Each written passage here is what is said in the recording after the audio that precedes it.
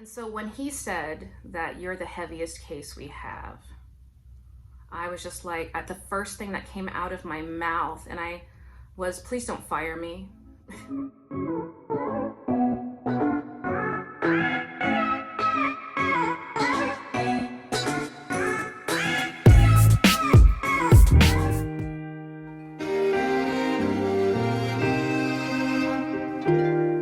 Hello everybody, it's DID Hatchery, and today I want to talk about therapy and how it's impacting us. Well, I've been in therapy for a very long time, since I was 11 or 12 years old. The irony is the 5 years prior to this most recent therapy that I started a few months ago, I hadn't had therapy. So I did therapy forever until I was into my 30s. That whole time I did not believe I had DID, even though it was being discussed, even though it kept being brought up, I kept being asked about it. I was in full-fledged denial. And so I was never properly treated for DID because I didn't know I had it, so I didn't know what to do.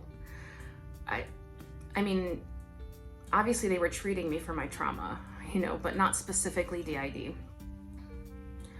And so now that I'm finally in therapy after a 5-year gap, my therapist, I see both a therapist now and a psychologist who work as a team together. So I have therapy twice a week, one day with the therapist and one day with the psychologist. And so actually today I have my psychologist appointment, but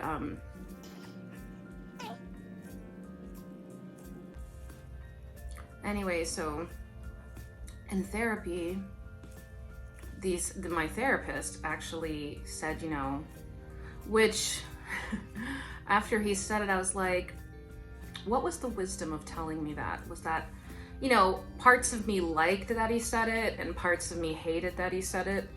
So I'm not sure, but I appreciated the honesty. And so one of the things he said was that we are the heaviest case at their clinic of all their patients, which maybe if I was 14 years old would have been some sort of badge of to show off, like a merit badge, like, oh, I'm the worst, but now it just evokes fear in me because I've been taught through the mental health care system that if you're a difficult patient, then you do not get to see people. You will be referred out, you will be fired. And so I've been trying very hard not to be the difficult patient, which is something I've been labeled many times in my life, not by my best therapists, my best psychologists, and my best psychiatrists. I've had some wonderful people work with me throughout my life. I've also had the dregs, just the worst types of people work with me. But the good ones always knew what they were looking at. They trusted me. They knew what they were seeing, even before I understood what was being seen. The more entitled or egotistical or more jaded doctors, usually this was not psychology, this was psychiatry, it would just be a whole different ballgame for them. They would see an entirely different picture from what my therapists or psychologists would see through their own perception. There was no different picture. It was just their own professional biases, etc., and jadedness. I mean, being jaded is a huge problem in the psychiatric field. I've encountered so many jaded doctors, therapists, anybody, staff members, anybody working throughout the system. You'll meet them everywhere. People who just are done. They're just done. They're like, I don't believe anything these people say. I'm gonna treat them all like they are just bad people seeking attention. And so for a long time, I believed I was just a bad patient seeking attention, especially in my teens and my early 20s. And yes, I did seek attention sometimes. Of course I did. I had borderline personality disorder. I've been diagnosed with that, but I do not suffer, like the older parts of my system do not suffer the symptoms of borderline personality disorder anymore. But I'm finding that younger parts, tweens, young teens, they seem to still have the symptoms at times of borderline, like the severe abandonment issues. And, so I just take in my whole experience with therapy throughout my life. And trust me, I've had more than most. If you think you've had a lot of therapy, you haven't met me. I spent a large portion of my adolescence, almost 4 years, in psychiatric facilities, different ones, 3 different facilities actually.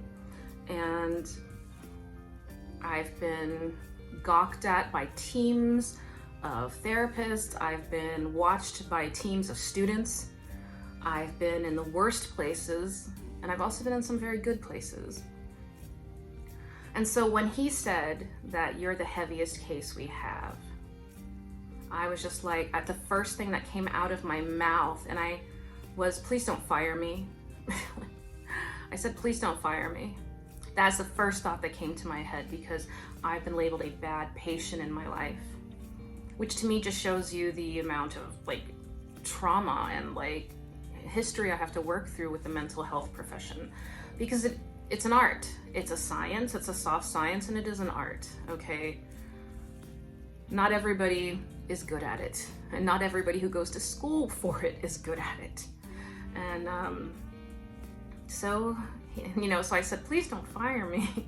And he was like, I'm not gonna fire you. I always thought it was ironic that the people who needed the most help were the ones most likely to get fired, and the people who were considered the worried well. If you've never heard that phrase, it's what most patients are in outpatient psychiatry.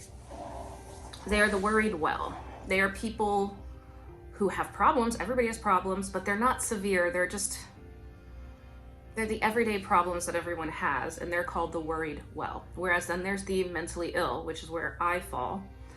And so there are lots of doctors out there who will only see the worried well. They won't see people who are risky or liabilities. And I asked my therapist this the last time I saw him. He was asking me, do we need to do this or do we need to do that? And I was just like, no. And I asked him a question. I said, is your concern out of concern for me or out of concern for liability?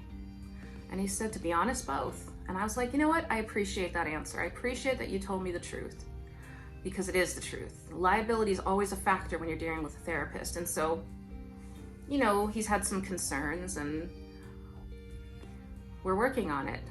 And so another thing was, I noticed at my last session that he was trying to trigger me. It wasn't a secret. I just didn't realize it. I said, he showed me, we were outside and he showed me something, and it immediately triggered out a little.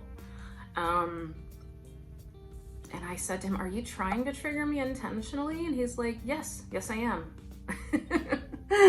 And I was surprised by that. But the reality is, when you're doing parts therapy, when you suffer from severe trauma, the trauma is locked in your nervous system. It's locked in your body. That's where the biochemical and the physical elements of DID come in. Everyone with DID has a nervous system disorder that has gone awry, but it's caused by experience and not by something physical.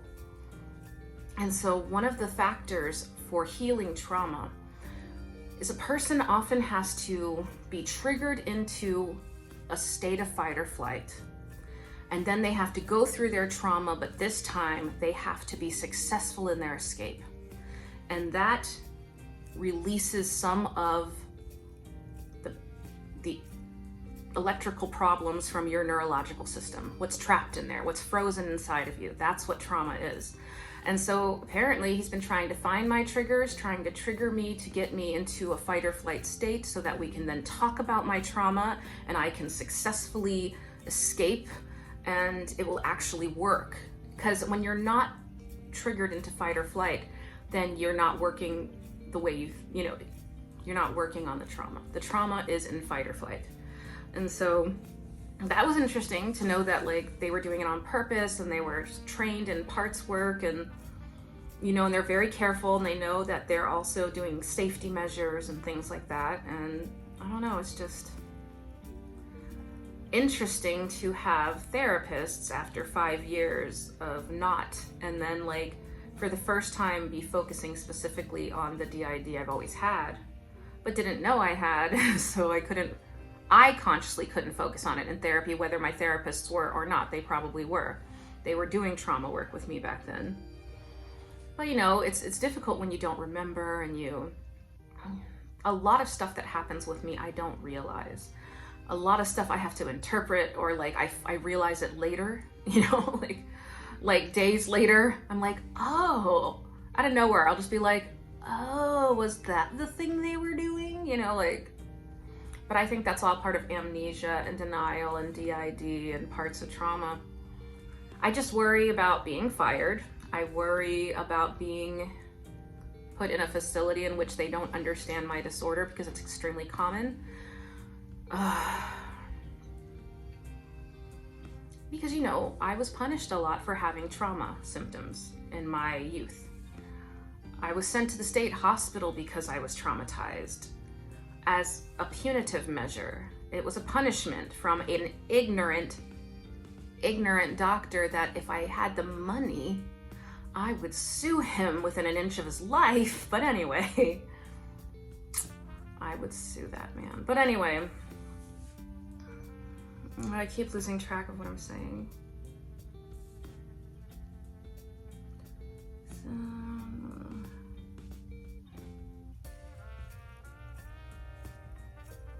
anyway, so it's hard for me to focus. There are other parts around, but they're not coming forward.